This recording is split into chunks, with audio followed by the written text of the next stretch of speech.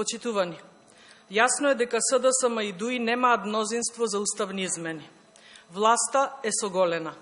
Откако сами го создадоа проблемот, без да прифатат помош од ВМРО ДПМН во преговорите, сега повторно, арогантно и на штета на државните интереси, одбиваат да прифатат еден од двата предлози на ВМРО ДПМН. СДСМ и Ковачевски молчат во однос на предлозите. Нејасно е зошто СДСМ не прифаќа предлози кои значат брза интеграција на Македонија во Унијата и заштита на идентитетот. Дали проблемот е тоа што ДУИ треба да оди во опозиција или проблем се нови отстапки кои имаат во план да ги прават? Уште еднаш, јасно и недвосмислено порачуваме. ВМРО ДПМН нема да прифати уставни измени под бугарски диктат.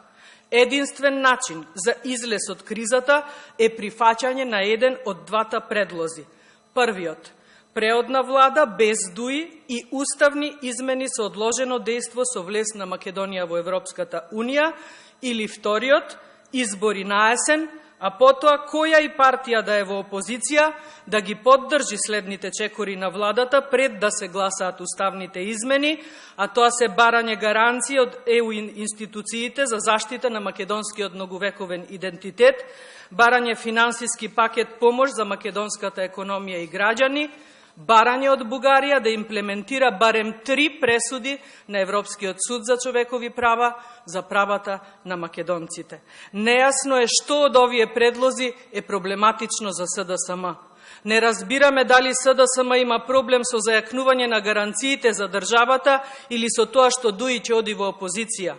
Дали СДСМ е заложник на ДУИ заради меѓусебни корупцијски сделки. Или пак планира да го срози македонскиот идентитет, менувајќи го уставот сега и оставајќи простор во тек на преговорите со Европската Унија, Бугарија да не блокира секогаш кога сака и со тоа да принудува Македонија целосно да си го уништи идентитетот. Време е Ковачевски и СДСМ да сватат дека времето за зачувување на идентитетот и интеграција е сега. Потоа, само тие ќе бидат виновни за сите порази. Ви благодарам, дали имате прашање? Повелете.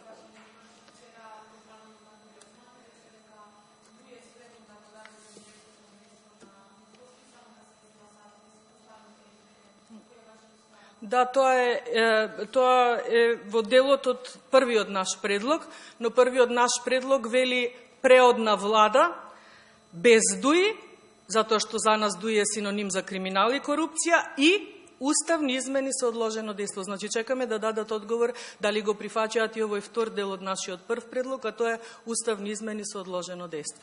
Значи, не е само ДУИ да излезе од влада, туку и да ни гарантираат уставни измени со одложено дејство.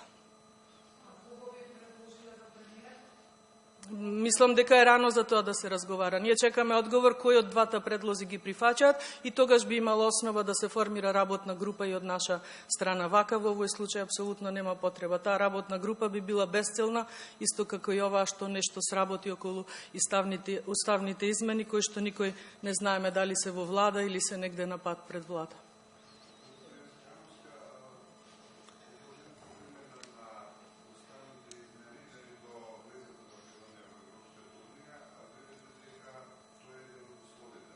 Во првиот наш предлог.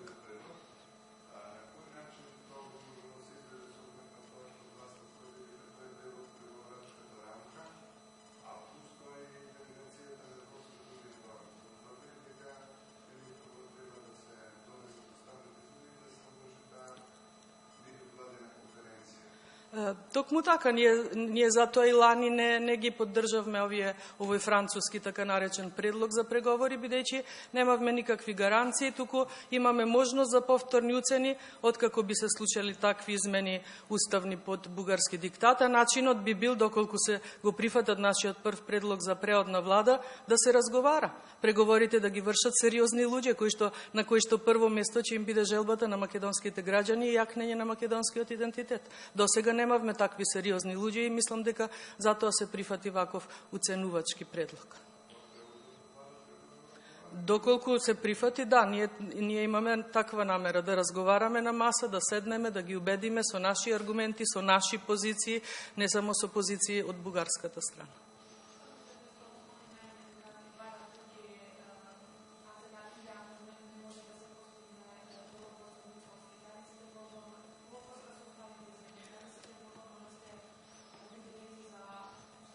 Апсолутно сите. Мислам дека залудно го трошат времето, доколку немаат намера некој од овие два предлога да прифатат. Во спротивно, нема уставни измени, не затоа дури самиот Ковачевски си ја прогласи онаа лидерска средба за неуспешни, впрочем, како и председателот Мицкоски, бидејќи ако немаат 80 пратеници, а немаат, тоа значи неуспех и најдобар излез и најбрзо решение би биле предвремени избори.